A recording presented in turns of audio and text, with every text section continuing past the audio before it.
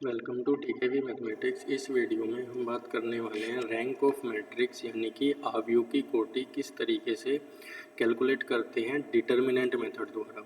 Rank of matrix calculate करने के और भी तरीके हैं, एलिमेंट्री ट्रांसफॉर्मेशन से या नॉर्मल फॉर्म में कन्वर्ट करके, लेकिन मैं इस वीडियो में बात कर रहा हूँ केवल डिटर्मिनेंट मेथड से। जो हमारी नॉर्मल फॉर्म है या एलिमेंट्री ट्रांसफॉर्मेशन है उसकी मैं अलग वीडियो में बात करूंगा। इसमें मैं केवल रैंक ऑफ मैट्रिक्स किस तरीके से कैलकुलेट की जाती है उसकी बात करूंगा।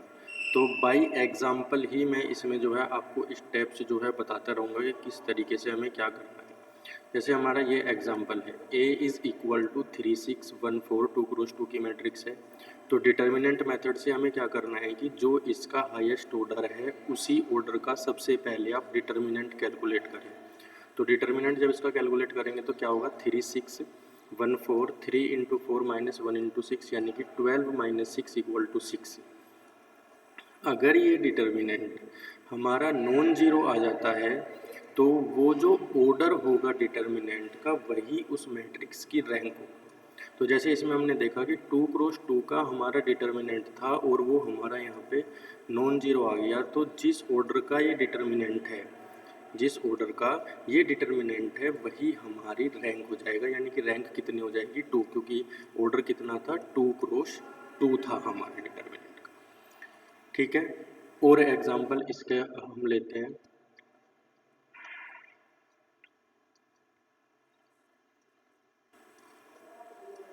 जैसे ये हमारे पास एग्जांपल है एक और, A is equal to 5 10 3 6 2 cross 2 और इसकी रैंक हमें फाइंड आउट करनी है।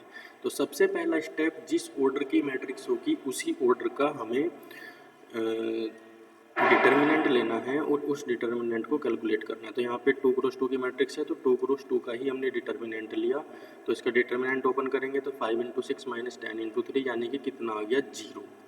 अगर 0 आ जाता है ये तो फिर हम उससे छोटे वाले माइनर उसका कैलकुलेट करेंगे।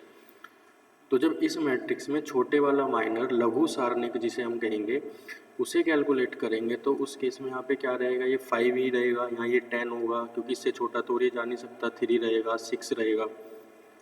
तो फिर हमारा यहाँ पे रैंक कितनी हो जाएगी, 1 हो जाएगी, क्योंकि 2 क्रॉस 2 में तो डिटर्मिनेंट 0 आ गया। लेकिन जब उससे छोटे माइनर तुम कैलकुलेट करोगे तो वो क्या रहेगा, 1। सपोज 5 हमारा लिखा हुआ है तो ये कितना है, 1 क्रॉस 1 का है। ऐसे ही 10 3 और 6 के लिए हो जाएगा।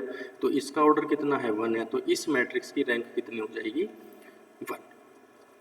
तो एक बार रिपीट कर लेते हैं कि स्टेप क्या है कि अगर, और ये मैं बात कर रहा हूँ अभी फिलहाल n क्रॉस n मैट्रिक्स के मैंने एग्जांपल लिए कि अगर n क्रॉस n की तुम्हारे पास मैट्रिक्स है, स्क्वायर मैट्रिक्स है, तो सबसे पहला स्टेप n क्रॉस n का ही तुम्हें डिटर्मिनेंट लेना है। अगर n क्रॉस n का डिटर्मिनेंट 0 आ जाता है तो फिर अगले स्टेप पे जाना है। जहाँ पे भी वो नॉन जीरो आ जाएगा, जिस भी माइनर पे वो नॉन जीरो आ जाएगा, वो माइनर का ऑर्डर, वो डिटर्मिनेंट का ऑर्डर ही तुम्हारा रैंक होगा। और एग्जांपल देखते हैं इसके। जैसे ये एग्जांपल है हमारे पास, इस बार मैंने 3 क्रॉस 3 का एग्जांपल लिया। तो 1 2 3 4 5 6 3 4 5, इसका डिटर्मिनेंट वो है कि 3 क्रॉस 3 की है तो सबसे पहले 3 क्रॉस 3 का ही डिटर्मिनेंट हम ओपन करेंगे। तो 1 2 3 4 5 6 3 4 5, इस डिटर्मिनेंट को ओपन कर रहे हैं हम फर्स्ट रो के कोरस्पॉन्डिंग। तो 1 5 into 5 minus 6 into 4 minus 2 4 into 5 और माइनस 6 इंटू 3 प्लस के 3 4 इंटू 4 माइनस 5 इंटू 3, ये कितना हो जाएगा, 25, ये 24, ये 20, ये 18, ये 16 और ये 15। तो ये 1 बचा यहाँ पे, 2 बचेगा और 2 2 माइनस 4 हो जाएगा यहाँ पे, और ये यहाँ पे 16 माइनस 15 1 यानी कि 3। तो 3 प्लस 1 4 माइनस 4 इज 0। अब क्या होगा, अब 3 तो इसकी रैंक होगी नहीं। अब हम क्या करेंगे, नेक्स्ट स्टेप पे चलेंगे। नेक्स्ट स्टेप क्या करेंगे कि जो 3 से छोटे हमारे माइनर होंगे उनको हम कैलकुलेट करेंगे।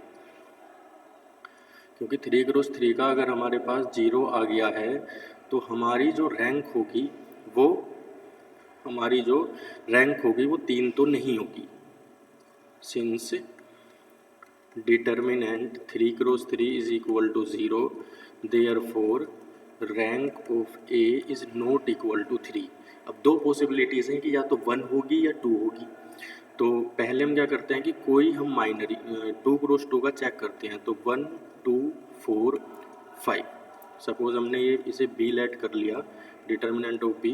तो इसका डिटर्मिनेंट जब हम चेक करेंगे तो 5 माइनस 4 इंटू 2 यानी कि 8, यानी कि क्या हो जाएगा -3, which is not equal to 0। तो अब हमें यहीं पे स्टॉप कर जाना है, क्योंकि इसका जो हमारे डिटर्मिनेंट का ऑर्डर कितना है, 2 क्रॉस 2 है, जो हमारा नॉन जीरो आ रहा है, जो हमारा नॉन जीरो आ रहा है। तो अब हम यहीं पे स्टॉप कर जाएंगे। तो हमारी रैंक ऑफ ए जो होगी वो क्या होगी, वो order of determinant of this यानी कि 2 हो जाएगी। अगर सपोज कि इसी में हमारा 2 क्रॉस 2 का भी 0 आ जाता सभी पॉसिबल माइनर्स के लिए 2 क्रॉस 2 के, तो फिर हम छोटे वाले पे जाते तो रैंक हमारी 1 हो जाती। ठीक है, ये तो मैंने जो एग्जांपल है ये लिए थे कि अगर n क्रॉस n की फॉर्म में है तो इस तरीके से हमें जाना है, और अगर हमारे पास n क्रॉस n की फॉर्म में मैट्रिक्स नहीं है तो उनके एक तो एग्जांपल की हम बात कर लेते हैं। जैसे ये हमारे पास एग्जांपल है, तो अब ये स्क्वायर मैट्रिक्स तो है नहीं, और डिटर्मिनेंट हमारा स्क्वायर मैट्रिक्स का कैलकुलेट होता है। तो हम इस केस में क्या करेंगे, इसके जो माइनर होंगे स्क्वायर उनको कैलकुलेट करके देख लेंगे। जैसे यहाँ पे हमने ये लिया 3 4 5 6, और इसका डिटर्मिनेंट हमने ओपन करा 3 इंटू 6 4 इंटू 5, तो ये 18 माइनस 20 क्या हो गया, -2 इज नॉट इक्वल टू 0, यानी कि rank of A equal to क्या हो गई, 2। ठीक है, तो इस तरीके से अगर हमारी n क्रॉस n की मैट्रिक्स नहीं है तो उसमें डिटर्मिनेंट मेथड किस तरीके से अप्लाई करना है कि उसमें जो माइनर होंगे, स्क्वायर माइनर होंगे, उनका डिटर्मिनेंट आप कैलकुलेट करें। और इसके एग्जांपल की बात कर लेते हैं इसी में ही।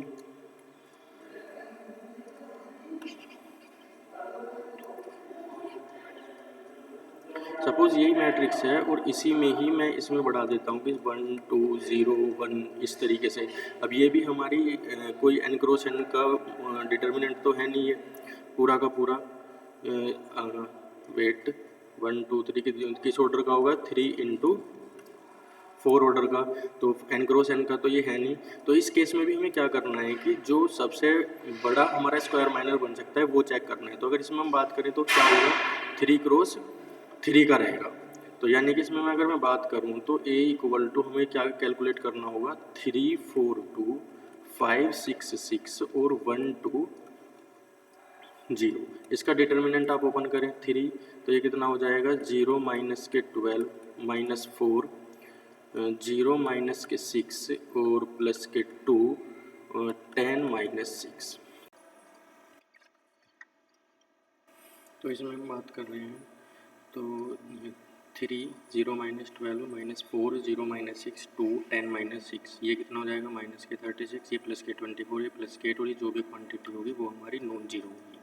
तो इस डिटर्मिनेंट का ऑर्डर कितना था, 3 क्रॉस 3 था, वही हमारी रैंक हो जाएगी, यानी कि 3 हमारी रैंक हो गई। ठीक है, हम फिर से दोबारा से रिकॉल कर लेते हैं कि क्या क्या कि कोई भी हमारी मैट्रिक्स होगी उसकी रैंक फाइंड आउट करने हैं डिटर्मिनेंट मेथड से। तो जो भी हमारा डिटर्मिनेंट नॉन जीरो होगा जिस भी ऑर्डर का, वो ऑर्डर ही हमारा रैंक होता है। n क्रॉस n की मैट्रिक्स है तो वो हमारा रैंक n भी हो सकती है, उससे कम पे रैंक n का हमारे पास ऑर्डर n का हमारे पास 0 आ गया तो उससे छोटे वाले पे जाएंगे, जिस पे भी हमारा नॉन जीरो आ जाएगा वही हमारी रैंक हो जाएगी।